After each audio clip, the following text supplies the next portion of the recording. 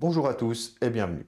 L'importance des preuves est primordiale. Ah, bah justement, en parlant de preuves, je te ferais dire qu'il n'y a aucune preuve que les gaz à effet de serre sont à l'origine du changement climatique. Ah ok, c'est évidemment faux, mais sur quoi tu te bases pour affirmer ça? T'as des études qui montrent que les gaz à effet de serre n'ont pas d'impact sur le changement du climat? Bah oui, je l'ai vu dans le titre d'une vidéo de la chaîne C'est pas sourcé. Elle a été vue plein de fois. Alors bon. Ah oui, alors si elle a été vue plein de fois. Ok, faut vraiment que j'aille voir cette chaîne, j'ai l'impression que je vais trouver pas mal d'arguments à traiter là. Ah bah oui, je te la conseille.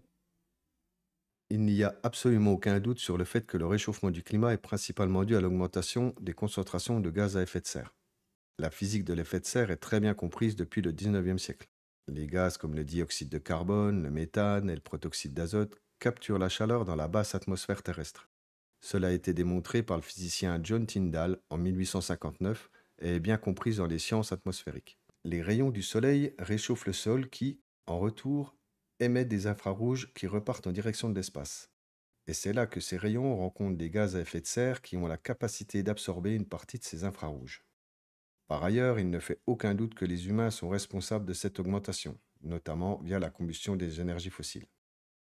Le réchauffement du système climatique est sans équivoque. Les émissions mondiales de gaz à effet de serre imputables aux activités humaines entre 1970 et 2004 ont augmenté de 70% depuis l'époque pré-industrielle.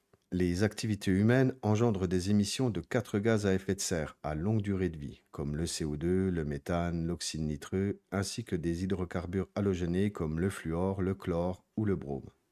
Et les concentrations atmosphériques de gaz à effet de serre augmentent lorsque les émissions l'emportent sur le processus d'absorption, comme celui des puits de carbone. On peut affirmer avec un degré de confiance très élevé qu'en moyenne, les activités humaines menées depuis 1750 ont eu un effet de réchauffement net. Merci d'avoir regardé cette vidéo. Si ça vous a plu, pensez à vous abonner, pensez à partager, liker et commenter. Portez-vous bien et à bientôt. Tchuss!